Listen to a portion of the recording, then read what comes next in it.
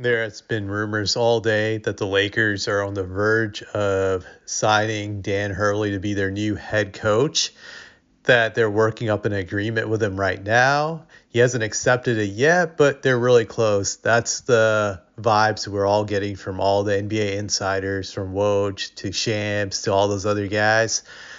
Now, I was thinking about, would this be a good fit for the Lakers? I think college coaches are always a risk when you hire them to coach in the NBA, because it's a it's a completely different transition from coaching in college to the pros. In college, if you're a head coach, you have all the power basically. You're like the dictator, and the players have to listen to you. They have really no choice because you control their future, you control their minutes, you control everything. The players don't really have any leverage. I would say in recent years, they've gotten a little bit more leverage with NIL, and the transfer portal now works in their favor. They no longer have to be redshirted, but coaches still have a lot of power in college versus the NBA. When you think about it, still, there's very few checks and balances. Players have to be deferential to them, they have to respect them. Now, when it comes to the NBA, it's totally different. It's harder to coach like a dictator and rule over the players and lord over them. Granted, I don't feel bad for the players if they're in that situation. I think NBA players are the most spoiled athletes on the planet. But it's very difficult for a coach to hold their star players accountable, because you always risk immunity on the team, the players rebelling against the coach simply because the star player does not respect the coach. It can go downhill really, really quickly.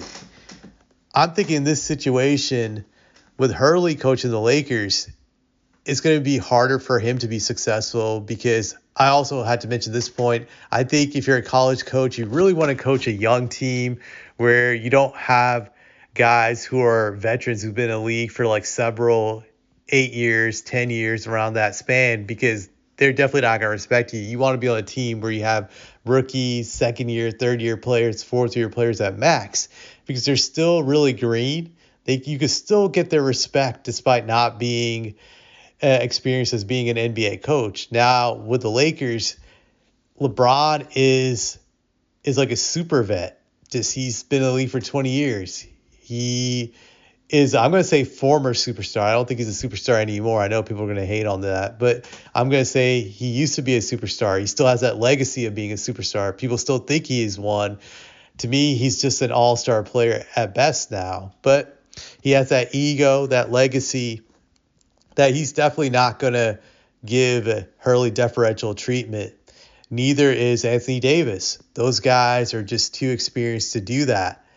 That could cause issues. I've heard the Lakers have this dumb idea where Dan will not coach LeBron for like the time he's in the Lakers. What that implies is that he won't criticize him, he won't yell at him, he won't hold him accountable, but he will coach the rest of the team. That to me is like a stupid idea. How does that work? That's very idiotic.